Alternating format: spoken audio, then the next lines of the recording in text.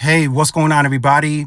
This is Tyrone back with Tech Life, and this will be a different video. I've never done a video like this before, but in this video, I wanted to address T-Mobile's new CEO, Srini Gopalan. So, Srini, if you have some time out of your busy schedule, if you watch this video, I hope this video finds you well, and I want to say welcome to T-Mobile USA. I know you've been a part of T-Mobile's board of directors for a while. I know you've been a part of Deutsche Telekom. I watched your 2018 Capital Markets Day presentation. I watched your 2021 Capital Markets Day presentation. So I'm pretty familiar with your expertise, your experience, and what you can bring to the U.S. market, competitive-wise. And I just have a few thoughts, not trying to tell you what to do and how to run T-Mobile USA. You clearly know how to do that. So I don't want to go there at all. I just have a few thoughts that I want to give to you as you take over T-Mobile starting November 1st of this year. I'm also from Germany. I left Germany at the age of 14, came to the US, been here ever since. So I've been following Deutsche Telekom for quite a while. So I understand what your role is going to be at T-Mobile USA. And I know Europe is very different from the US market. So even for you, the US market might be a challenge. But as anything, right, you always got to be a student first. That's my point of view. You always have to be a student first, even if you're a leader of a company, or you lead certain sections, or whatever the case. You have to be a student first, and always ready to learn. That's how I view it, and that's how I've always viewed it. So this will be in different parts. My name is Tyrone. I run this channel, consumer T-Mobile customer for 8 years. A lot of consumers follow the channel, thousands today. And the first part that I wanted to talk about is hoping that during your tenure, you can bring new life back into wireless, not just T-Mobile, but to wireless as a whole. It's gotten very stale. It's gotten very boring, unmotivated in some cases. Everybody's just following what everyone else is doing at this juncture. If Verizon does 250 gigs hotspot, you guys follow 256 hotspot, and vice versa. So there's no more ambition. There's no more, okay, we're going to try this, we're going to be innovative, and we're going to do it differently. And I understand fully, completely, Un-carrier 2.0, if that's what you guys are going to call it, cannot be the same as Un-carrier 1.0. And I want you guys that are going to watch this video, the consumer, I want you guys to understand that as well. Can't be like that anymore. Srini is going to have to take certain corporate actions. At times, they will have to pull the pricing lever, as you guys are requesting them to continue to expand and make the network better. That's just how it has to be. But I think the wireless as a whole needs more life. It needs new life, new energy. We need something. It's getting kind of boring, if you will, right? In my opinion, it's getting kind of boring. And these are just my thoughts. It's getting kind of boring. And while you have an opportunity to now bring new life back into wireless, it might even rub off on your leadership team. They might also be in that same loop where it's like, it's boring. We continue to grow at the clip that we have been. We have this outsized growth, but nobody's really competing, right? Nobody's really trying to compete much. So new life is definitely needed in the wireless industry as a whole. And I think you understand that very well too, Srini. You understand that better than me or anyone else. So I think that's the first part that I wanted to discuss, is new life back into wireless. Verizon has no identity right now. They don't know what they want to do, right? That's clear as day, not hard to figure out. They don't know if they want to be expensive. They don't know if they want to offer deals. They have no idea what they want to do. So that's easy pickings for you as the new CEO. Easy pickings. Verizon, easy. Done. Very easy. Easy pickings.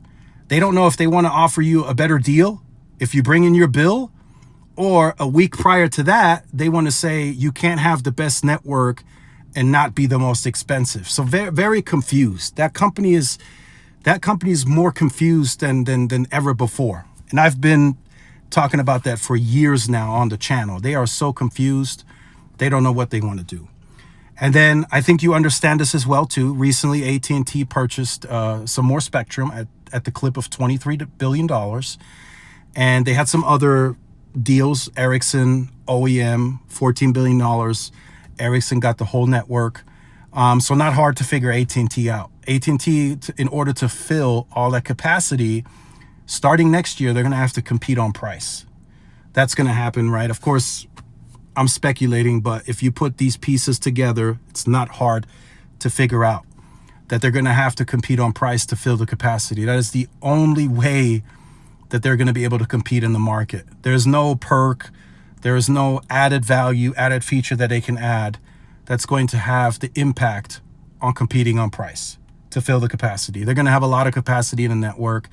And I think, Srini, you guys understand that very well. So we don't have to go too much into that, but that's what's going to happen in 26. That's just a future outlook. It's very, very easy to pick apart. Almost the industry right now is telegraphed. It's not very, very hard to really figure out these next moves, right? Verizon Project 624 to just announce you're gonna have better customer service. That shouldn't require a separate code name for you to come out and say, I'm gonna better my customer experience. So the industry right now is lost, I feel. And there is a opportunity for you to come into the US market and leave your mark. I think that's a given. I think you understand that as well. There is a opportunity for you, and it doesn't even have to be as a disruptor anymore. You can literally come in and lead the industry by making certain moves.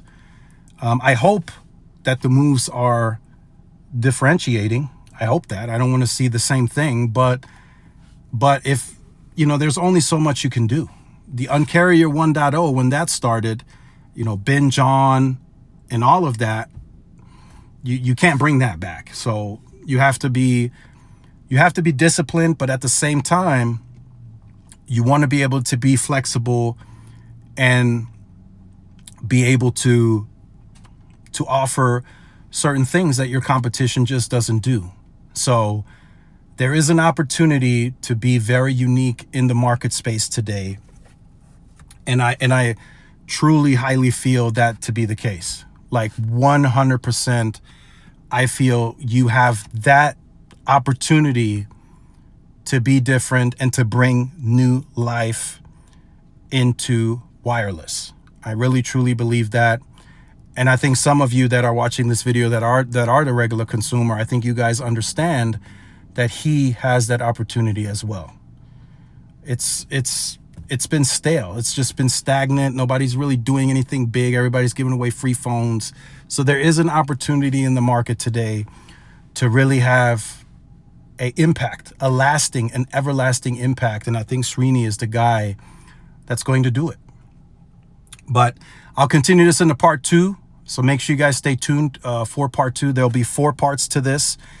And the next part is going to be transparency. And I'll discuss more about that in part 2. So stay tuned. So this is part 2. And in part 2, I wanted to cover transparency. So I'm hoping, Srini, you can bring some additional transparency back into the market. I feel like with what was recently announced from Verizon and all the pricing guarantees that are in the market today, I feel like transparency has gone completely lost. So Verizon currently is running, bring your bill from AT&T or T-Mobile, we will give you a better deal. And they added no further context. So people have gone and they have approached Verizon seeking a better deal. For the average consumer that has reached out to me, they feel this means they can get a cheaper cost on their bill. So when they chatted with Verizon briefly, they were approached with the welcome plan, which is the very entry-level plan. So you lose a lot of value in that plan because the network access isn't the same. It's restricted from in a lot of ways from what the customer is bringing from the other carrier. So it might end up being a cheaper cost, but is it overall a better deal? I don't know. So again, a lot of transparency lost recently with the pricing guarantees, and then taxes and fees being excluded and the carriers able to raise price that way. Not necessarily increasing the price directly on the voice plan itself, but with the taxes and fees, prices can be increased. So we want just a little bit more transparency on that. And I get it. As I said in part one, we understand pricing actions have to happen. Corporate actions have to happen. I understand that very well. I used to run a Radio Shack, a $500,000 store. So I understand that very well. I understand P&Ls. There's a P&L at every level, not just at the store level. There's a P&L, at every level, all the way to the top at T-Mobile. And those numbers have to increase by percentages. So we understand that. But just a little bit more transparency in the market would go a long way with the consumer today, because we all have to understand that Un-carrier 1.0 is no longer here. T-Mobile today is bigger. T-Mobile today has a larger network, and it's growing by the quarter. More tower sites, the most tower sites in the industry. So there has to be increases. There has to be. But we can be more transparent. I think as a whole, the industry can be more transparent in how they approach the market. Honesty goes a long way. Trust me, honesty goes a very, very long way.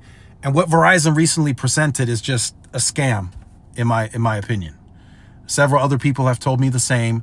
I've talked to some of the Verizon reps. They said they went through training and it was a big nothing burger for them. So I just wanted to address transparency in part two, not spend too much on this part because there's still a part three and then closing statements.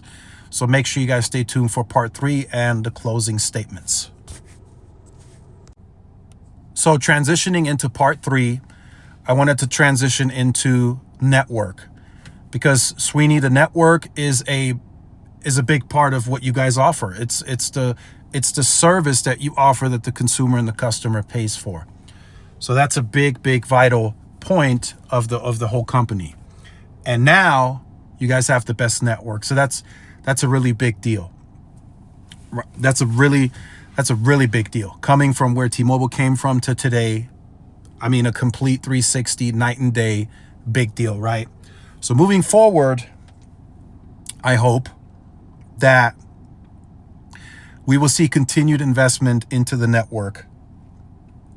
And I don't want to oversimplify that because I know that's coming.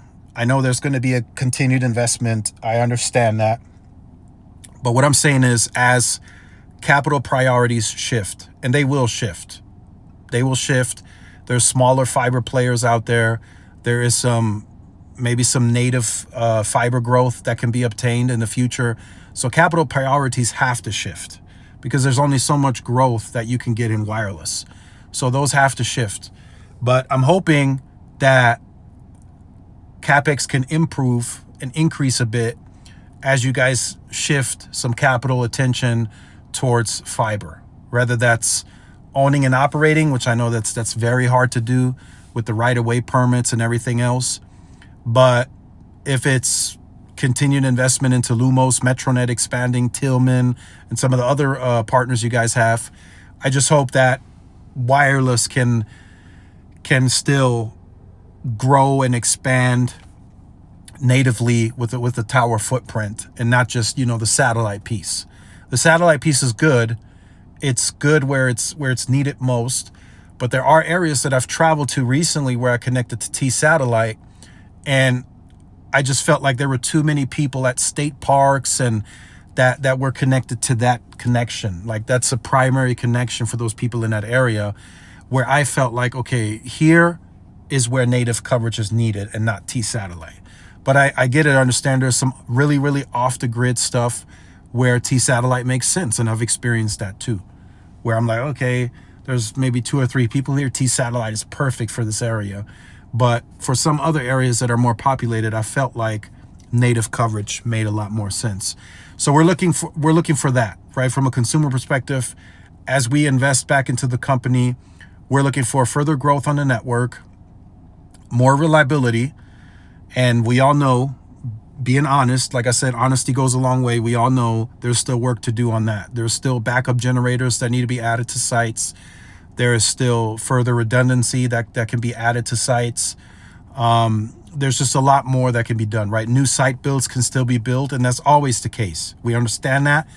There's always more to do. If you added 2 new towers in this area, there's always other areas that are nearby that need more towers. So we understand that, but just hoping that that's a continued focus in the network, right? As you guys potentially approach no longer an entire pure wireless play because of fiber and some other capital priorities, we just hope that network is still going to be up there in priority. We know it's not going to fall off, but we would still like to see continued investment in that more aggressively, hopefully, and to get the network really, really at scale to where AT&T and Verizon are today on the network piece. And then there is some questions about the C-band that you guys have today that you own. That hasn't really materialized in any real deployment. During Q&As at earnings calls, there's not many questions about it anymore because fiber has kind of taken over. The analysts and shareholders are more interested in that. So we hope to see sometime next year, to start seeing slowly but surely that C-band scaling, at least in the top 50 markets, hopefully. Doesn't have to be an all-out crazy deployment or where you guys say, hey, we're going to prioritize this amount of CapEx on C-band, but just to see that, to give confidence that, hey, T-Mobile is trying to improve and scale capacity even further. And I know, like I said, there's other capital priorities. There's spectrum auctions that could come due in the future that you guys have to save money for or get ready, cash on hand. Whatever the case, understood. But like I said, just a little bit of C-band in the deployment plan would be nice to see. That's something that nobody's asking questions about anymore. It hasn't been seen other than a few test sites where it's been spotted in parts of Texas and New Jersey. Outside of that, not much happening on C-band. So if we can get some, again, going back to transparency, if we can get a little bit of transparency on that, that'd be great. If we could know, okay, this is what we're doing, this is what we're guiding, and then, maybe you say, hey, we're going to do, 50 million pops of C-band between 2026 and 2027. Something like that would be great to know publicly, so we can further keep track and know, hey, T-Mobile is, again, boosting the network and making it even better than what it currently is. Because there's always a new ceiling to reach in this industry. 6 months is a very long time in the wireless industry.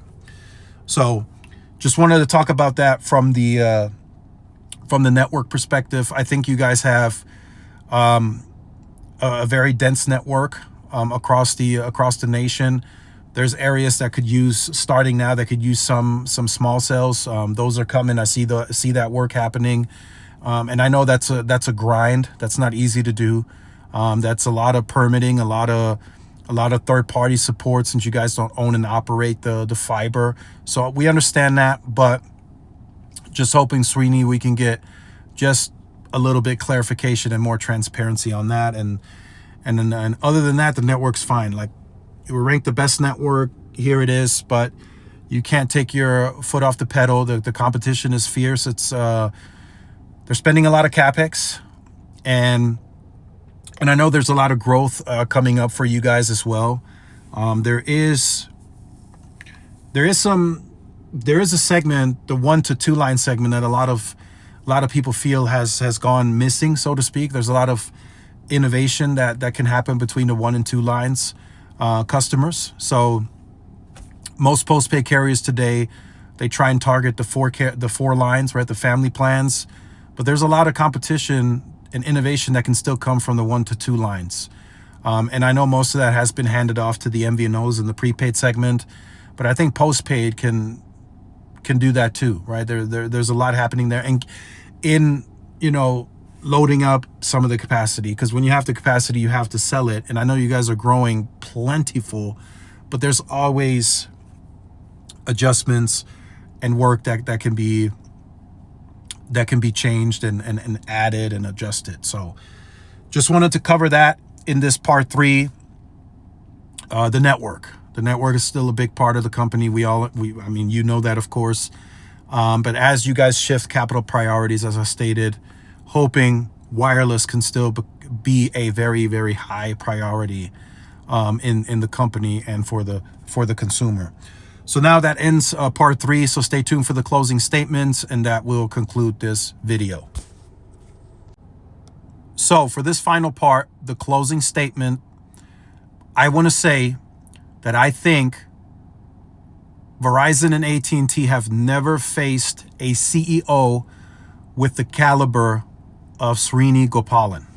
They have never faced anybody in the industry with as much experience and knowledge as Srini Gopalan. And I want to be sincere in that. Just looking at the 2018 Capital Markets Day presentation from him, the 2021 Capital Markets Day presentation, just backtracking to the Un-carrier days when John first started as the CEO, stating he had no idea about wireless. That was his main go-to. He didn't know nothing about wireless. Mike Sievert really being a chief marketing officer and learning about wireless, but none of them have the experience and the know-how like Srini Gopalan. With what he's done in Europe and what he's done in the UK and India and all these other places, Verizon and AT&T really have their work cut out. And this is before he brings new life into wireless and makes any changes. They have never faced a CEO like Srini Gopalan. And this can go any way. He is very versatile. You're very versatile if you're watching this video. If Verizon and AT&T want to double down on convergence, he can play there too. He's done it in Europe. That was part of his strategy. You can see it in the Capital Markets Day presentations, the key takeaways. He can do that, no problem. He may not feel the need to, but if they want to go there, he can go there, and he can do it better than them because he's done it. He's done it. He's got experience, and as I've said before, I said this long ago. If more pieces, if more new leadership pieces need to move in for that to happen, it'll happen, right? You'll see more and more leadership changes at T-Mobile to really take T-Mobile to that path competitively. If that's what needs to be done, then that's what will happen. We won't ever know the true reasons publicly because that happens behind the scenes. But then, you hear, oh, this person will retire and they get advisory positions and then they kind of fade off into the background. That's how that generally happens in this industry. But if more Deutsche Telekom pieces need to move in to get certain strategies off the ground, he will make that happen. He will make that decision. We clearly see AT&T doubling down on convergence. That's not changing. And they're, again, like I said, they're going to double down. Lumen deal closes first half of next year. They're doing bundle deals now with FWA included. So they're definitely doubling down. Verizon's getting ready to close Frontier. So Verizon says they're going to get to close to 40% convergence rates. So eventually, Srini is going to have to pay close attention to that. He's going to have to look and say, okay, these guys want to play there. I can do this too. And I can do it better than them because I know how. I've done it for many, many times. And even though these are different markets, the US is different from Europe, some of that stuff can still work. Not all things, but some things can still work. And then the other things that you don't think will work, you have to be a student at first and you have to learn, and you gotta see what works. But today, definitely the most experienced CEO I feel T-Mobile's ever had in that position, and I'm excited to see what he can bring to wireless overall, not just T-Mobile, but wireless overall, and keep Verizon and AT&T on their toes at all times, and cable, and anyone else that wants to join the competition, right? So that's just what I wanted to say in the closing statement, to not let this video go on too long. But I think I was very clear in my thoughts. Again, just some thoughts, not telling you how to run the company or make any drastic changes. You know, just a few things: transparency, new life. It's getting boring in wireless. Network, still keep that a priority. And then just, you know, fiercely compete. Fiercely compete. The market needs it. The market is stagnant. It's stale. It needs somebody to pour some life back into it. And I think you could be that person, and you have that small window of opportunity to do it before perhaps maybe another CEO steps in and they might drive innovation and make that change. I don't see that happening from Verizon or AT&T, but I could definitely see that happening from you in a very, very efficient way. So Srini, if you did listen, I appreciate you for checking this out. Anyone else, make sure you guys stay tuned for more. Like, share, subscribe, and I'll see you in the next one. Peace.